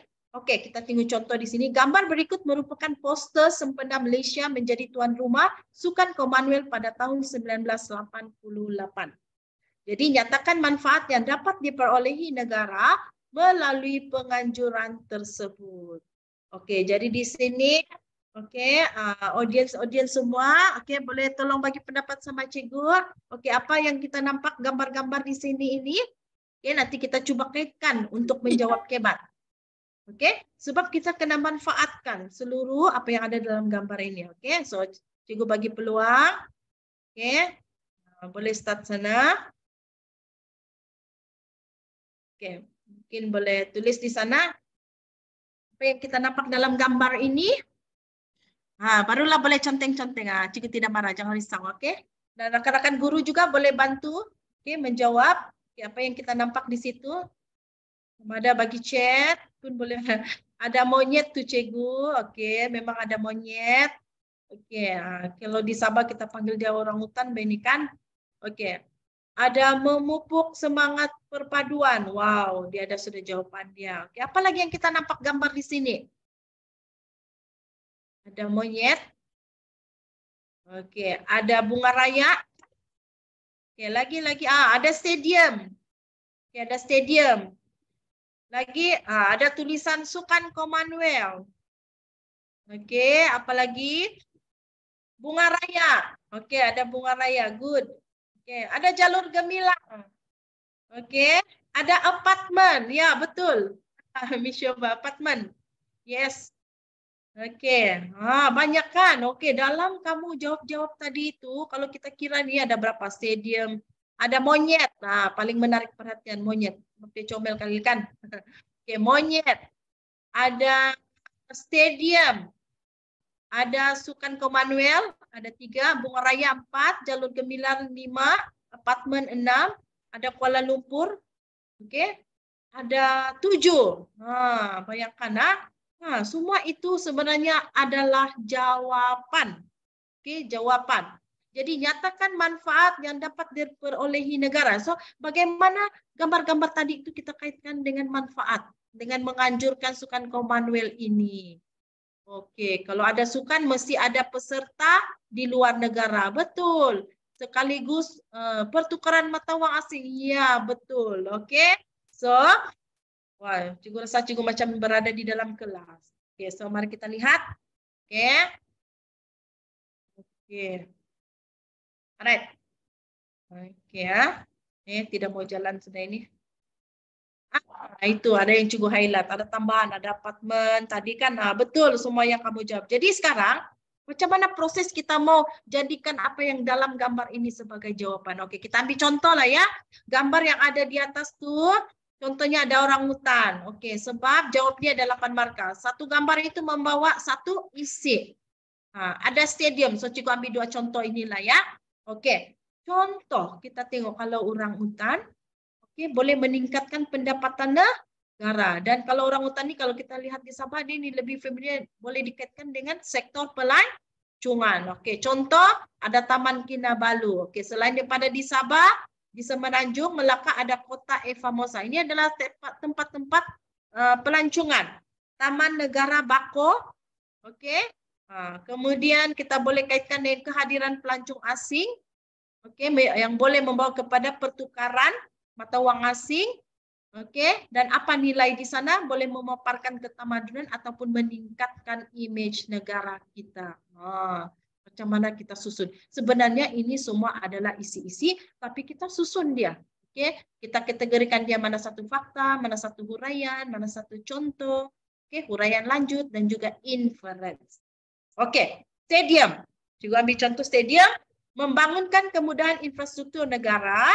Oke, membuat persediaan yang padu, memastikan prasarana sukan dibaik pulih dan ditambah mengikut spesifikasi yang ditetapkan.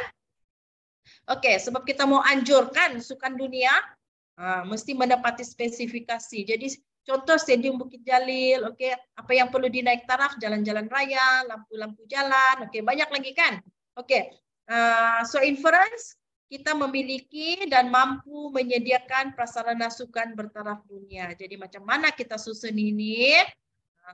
Susun. Jadi masa exam, anak-anak murid boleh kamu kasih keluar kamu punya isi-isi itu. Oke? Kita tengok ayatnya. Manfaat yang dapat diperolehi negara melalui penganjuran sukan Commonwealth ialah dapat meningkatkan pendapatan negara melalui sektor pelancongan. Contohnya Taman Kinabalu, Kota Eva Mosa, dan Taman Negara Bako. Selain itu, kehadiran pelancong asing menjadi penggerak kepada pertukaran mata wang asing dalam negara. Kesimpulannya, ini secara tidak langsung dapat memaparkan ketamadunan dan image negara kita. Jadi kalau kita lihat sini, kalau dia keluar dalam struktur 4 markah, kamu boleh bagi satu inilah. Kalau dia dalam esei, kamu tambah lagi. Tadi juga ambil contoh tentang infrastruktur. Oke, so perenggan kedua kita sambung. Selain itu juga penganjuran sukan Commonwealth dapat membangunkan kemudahan infrastruktur negara melalui persediaan yang padu. Dalam hal ini, sebagai tuan rumah, kita akan memastikan prasarana sukan dibaik pulih dan ditambah mengikut spesifikasi yang ditetapkan. Contohnya Stadium Bukit Jalil, jalan-jalan raya, lampu-lampu jalan, dan sebagainya. Kesimpulannya, kita harus berbangga kerana memiliki dan mampu menyediakan prasarana sukan yang bertaraf dunia. Jadi ini gambaran dia. Jadi kalau kamu tulis begini sebenarnya tidak payah pun kita mau banyak sampai 1 muka surat. Cukup kita 8 hingga 10 ayat kalau kita lihat di sini. So calon ini dia dapat lebih lagi. So maksimum dia dapat 8 markah. Dia dapat 10 markah, tapi maksimum 8 markah sahaja. Oke, di sini banyak kalau tidak tulis boleh Kak Cikgu. Kalau tiada fakta nanti tiadalah apa yang kamu bincangkan kan? Mesti tulis fakta. Fakta itu adalah isi. Ya, fakta itu adalah isi. Ya, sama juga lah. Oke. Terusnya. Oke, Cikgu ada 3 minit lagi ya. 3 minit lagi. Terlampau cemburu betul ini waktu. Oke. Macam tidak mau jalan nih saya. Oke, selain daripada itu juga boleh juga. Oke, keluar jadwal macam ini. Ini jadwal yang menunjukkan kenaikan harga barang, keperluan mengikut mata wang Jepun. Jadi kita punya isi-isi yang kita keluarkan itu kita susunlah. Oke, mana satu fakta, mana satu huraian. Sebenarnya, oke, huraian, oke, setiap isi kita itu kita sendiri kategorikan dia di mana. Oke, bergantung kepada kelancaran ayat kita. Oke ya, oke. Cikgu ambil satu contoh trial daripada Negeri Kelantan sebab ada perkara penting yang cikgu kena kongsikan di sini yaitu berkaitan dengan tren soalan lah. Okey, apakah yang anda faham tentang kemerdekaan? Nah, ini macam biasalah soalan fakta. Yang B juga terangkan kesan kemerdekaan terhadap negara kita 8 markah. Tetapi apa yang cikgu mau lihat bagi share di sini ialah tentang soalan kebat yang minta kita 2 tugasan dalam satu soalan itu, maksud cikgu di sini. Jadi berdasarkan stimulus, kalau dapat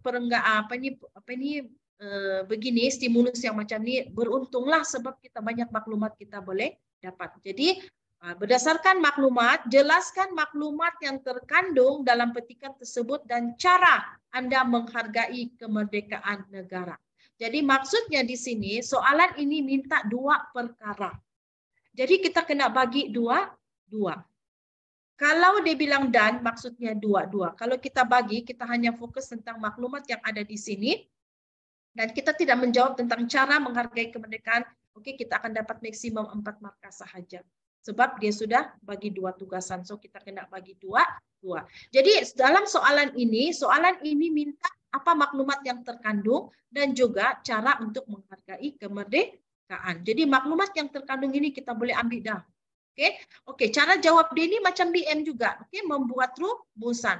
Ambil isi-isi di sini tapi jangan salin bulat-bulat. Nah, itu saja. Kamu ambil apa yang kamu mau ambil di dalam petikan ini tapi olah balik kamu punya ayat. Dan kalau kita lihat, oke, tugasan yang kedua itu dia minta kita cara. Oke, cara menghargai kemerdekaan. So, kalau di dalam sini kita tidak dapat jawaban, oke, coba kaitkan dengan nilai. Macam ni mematuhi undang-undang, sanggup berkorban, oke, bersyukur, menyambut hari kemerdekaan dengan bersyukur, bersatu padu, itu semua nilai. Mata pemeriksa ni dia suka nampak, oke, bahagian kebat tu nilai-nilai. Ini contoh jawapan lah. Oke, so cikgu tidak sempat baca di sini. Oke, so kalau menjawab ini, oke, pertama jangan lupa ya yang kepala ayat itu, lepas itu perengan yang kedua, tugasan yang kedua. Terus sejadah cara saya menghargai kemerdekaan negara adalah dengan mematuhi undang-undang negara agar keamanan sentiasa terpelihara. Selain itu juga saya akan menyambut Hari Kemerdekaan dengan penuh syukur dan bersatu padu dengan semua lapisan masyarakat tanpa mengira ideologi. Kesimpulannya, kedaulatan negara akan sentiasa terjamin dan akan dapat dinikmati oleh generasi negara yang seterusnya. Kalau yang di atas ini lebih banyak kita ambil daripada petikan. Sama ada petikan, gambar, oke, sama saja. Oke, so cikgu hampir di penghujung dia. So di sini cikgu tidak sempat terangkan, cuma mungkin untuk rekan-rekan guru yang lain mungkin ada slot yang seterusnya. Oke, jika diberi peluang, oke, bagaimana memahirkan untuk kertas satu. So ada beberapa kaedah lah yang saya sudah guna 2-3 tahun. Oke, simple dan tidak memboringkan kepada pelajar kita. Oke, pertama kaedah reputasi 4K lah. Oke, ini boleh buat dalam bentuk games juga. Oke. Ini guna conteng-conteng pun boleh. Oke, berkaitan dengan kebat. Oke, tidak sempat saya terangkan secara terperinci. Oke, kaedah-kaedah ini. Oke, sekali lagi mungkin slot-slot yang lain akan boleh dikongsikan ataupun dalam bengkel-bengkel lah. Oke, perkongsian bengkel-bengkel bagaimana menggunakan tapak forensik kebat ini. Ini saya paling suka buat guna sebab dia sangat simpel dan mudah untuk calon paham apa yang perlu ada dalam jawaban kebat dorang lah. Oke. Jawaban yang berbentuk holistik, ada fakta, contoh, huraian, dan juga inference. Oke, so ini satu lagi tentang 2-in-1 eksplorasi. Ini saya start guna tahun lalu. Oke, di mana kertas satu itu 2-in-1 pada masa yang sama juga kita boleh belajar cara menghafal, maksud saya di sini fakta. Oke, dia bermanfaat untuk kertas satu, soalan objektif, dan juga soalan kertas 2, sama ada struktur dan juga esai. Ini panjanglah kalau mau explain cara pelaksanaan dia, tapi dia berbentuk nota. Dan kalau kita buat set soalan 1 sampai 40, sebenarnya dia menguasai, dia ulang kaji dari tingkatan 4 dan juga tingkatan 5 punya sukatan di SKP. Sebab soalan 1 sampai soalan 40 itu merangkumi semua bab. Oke, kalau tidak pun menggunakan booklet ini, boleh juga kita guna cara inilah yang conteng. Selalunya di penghujung-penghujung tuh, murid-murid boleh conteng-conteng begini ya. Contoh yang ini saya pernah sharing dalam SMK Pulau Gaya, kalau Anda silap, tentang reputasi 4K. Apa itu 4K? Kawin-kawin kata kunci lah. Oke, satu lagi kaedah teknik mengingat fakta, yaitu teknik losai. Oke, yaitu di mana kita buat satu cerita dan dalam setiap perkataan itu dia sebenarnya berkait dengan fakta. Dan juga sebenarnya hari ini saya ada satu kaedah juga untuk dikongsikan tapi tidak sempat juga, yaitu kaedah Dr. Drawing history. Drawing history. So insyaallah dalam mana-mana bengkel nanti saya akan coba kongsikan pelaksanaan itu. Dan juga di sini ada soalan lah. Saya coba buka. Disarankan untuk kegunaan penanda wacana. Yes, cikgu boleh juga highlight teks dalam kertas sejarah SPM atau dilarang. Dalam kertas soalan itu boleh. Jangan takut-takut untuk highlight, untuk contek, untuk tulis. Kamu punya isi-isi penting itu. Jangan risau, tidak dimarah ya, tidak dilarang, boleh. So santapan terakhir daripada saya ataupun sentuhan terakhir daripada tadi itu sebenarnya ya, yang dalam fokus soalan tuh saya susunlah tajuk-tajuk ini supaya kita boleh take note di sana sini. Sebenarnya bahagian catatan. Menjelang peperiksaan mana sudah yang kita kuasai dan kita boleh tik di sana lah. Jadi bila kita sebut apa itu MRR, apa itu Majlis Raja-Raja, kita boleh cerita latar belakangnya. Apa itu pilihan raya? Apa itu rundingan kemerdekaan? Apa itu Perang Dunia Kedua? Apa itu Perang Dunia Pertama? Apa itu jawatan kuasa hubungan antar kampus? Semua kita boleh Kita checklist lah diri kita sebelum kita masuk Dewan Peperiksaan. Oke. So, sini ada lagi soalan. Oke, kalau nak ulang kaji kotak warna jingga dalam slide tadi itu ialah topik yang perlu fokus bagi SPM sejarah tahun ini ya. Oke. Betul. Ngam. Oke. Maksudnya sampailah kan message cikgu di sini. Oke. Alright. Oke. So ini adalah kategori sebelum saya mengakhirilah. Oke, kategorilah. Oke, untuk A+. Di mana kategori kita di sini? Oke, apa gunanya ini? Oke, kita sendiri pilih. Kita mau warna hijau kah? Oke, untuk calon warna biru kah? Atau apa ini? Warna pink kah? Peach? Ataupun kita masih lagi dalam kategori warna kuning ini. Oke, cikgu suka guna warna-warna. Contohlah, kita berada sini biru-biru kan dalam kelompok B. Oke, mungkin jumlah markah kita itu 91. Sebenarnya kita tambah satu lagi. Oke, kita tambah satu lagi untuk kita dapat berapa? Untuk kita ubah kita punya grade. Jadi kalau kita mau target, oke, kita target ubah grade. Oke, ubah markah, tambah markah, tapi ubah grade. Alright, jadi kalau kita tengok ni campur jumlah markah 97, 91. Kalau kita 97 contohnya, kita mau tambah satu lagi, kita sudah dalam kategori A-. Jadi tepuk dada, tanya selera di mana yang kita mau. Oke, last but not least lah kan. Orang bilang, oke, cikgu nak tanya, oke sebelum cikgu mengakhiri ya, boleh tanya ya. Markah keseluruhan itu tambah saja ke? Atau tambah lepas tu bahagi, lepas tu ya. Kita kena selepas kita tambah kertas 1 dan kertas 2, oke, kita convert dia kepada peratus. Kita darabkan peratus. Berapa jumlah markah kita itu per 140 kita darab peratus. Oke, ada formula kira markah kertas sejarah? Ya, ada. Oke, ada. Dan dalam slide cikgu tadi pun yang awal-awal itu ada ya, ada cikgu ada cikgu share di sana. Oke, cikgu alu-alukan apa soalan yang seterusnya kalau ada. Oke, minta maaf cikgu terlanjak masa pada hari ini. Oke.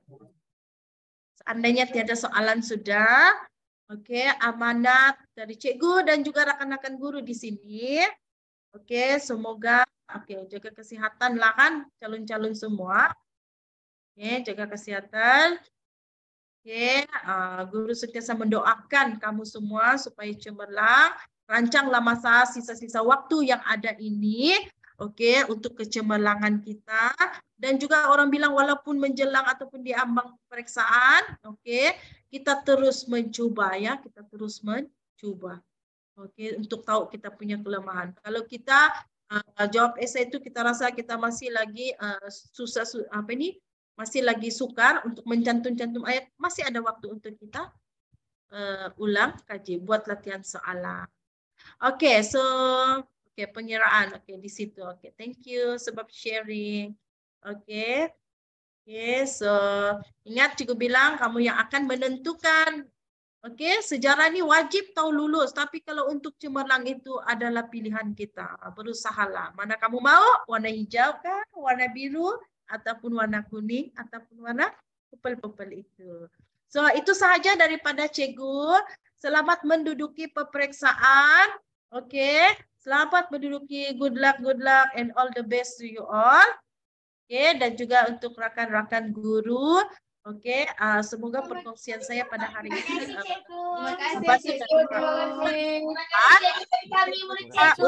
yang berkaitan dengan teknik-teknik itu, maybe kita boleh buatlah daerah dan sebagainya lah untuk perkongsian. Oke, so itu sahaja daripada saya. Oke, daripada saya dan terima kasih. Baiklah, terima kasih. Demikianlah perkongsian yang sangat menarik dan bermanfaat daripada Cikgu Anisita Z. Domingo, dan saya percaya peserta-peserta yang berada bersama kita juga telah mendapatkan sesuatu ilmu yang dapat membantu untuk SPM nanti.